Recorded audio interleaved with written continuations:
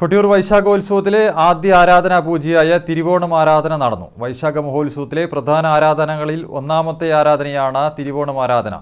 തിരുവോണം ആരാധനയുടെ ഭാഗമായി പൊന്നിൻ ശീവേലിയും നടന്നു. കൊട്ടിയൂർ വൈശാഖ മഹോത്സവത്തിലെ പ്രധാന ആരാധനകളിൽ ഒന്നാമത്തേതായ തിരുവോണം ആരാധന ആയിരക്കണക്കിന് ഭക്തജനങ്ങളെ സാക്ഷിയാക്കി അക്കരെ സന്നിധിയിൽ നടന്നു. പതിവിലും വൈകിയാണ് ശീവേലി നടന്നത്. മഴ കാരണം നെറ്റിപ്പട്ടം അണിയാതെയാണ് ഗജവീരന്മാർ ദേവന്റെയും ദേവിയുടെയും തിടമ്പ് വഹിച്ചത്. ഭണ്ഡാരങ്ങൾ ശീവേലിക്ക് അകമ്പടിയാകുന്നതാണ് പൊന്നിൻ ശീവേലിയുടെ പ്രത്യേകത. മണത്തണ കരിമ്പനക്കൽ ഗോപുരത്തിൽ നിന്നും എത്തിച്ച ഭണ്ഡാരങ്ങൾ ശീവേലിക്ക് അകമ്പടിയായി.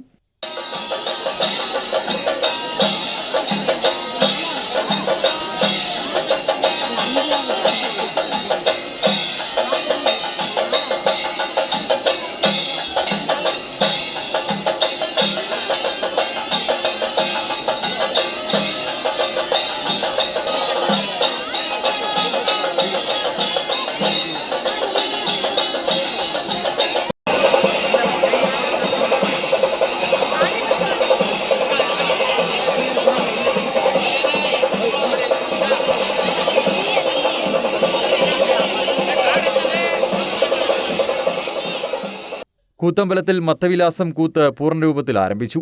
ഭണ്ഡാരറയ്ക്ക് മുന്നിൽ നടത്തുന്ന അലങ്കാരവാദ്യങ്ങളും ആരംഭിച്ചു. ഉച്ചയ്ക്ക് ആരാധന സദ്യയും നടത്തി.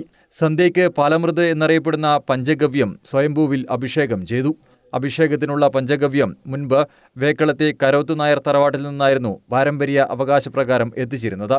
എന്നാൽ ഇപ്പോൾ ദേവസ്വം തന്നെയാണ് പാലമൃത് സമർപ്പിക്കുന്നത്.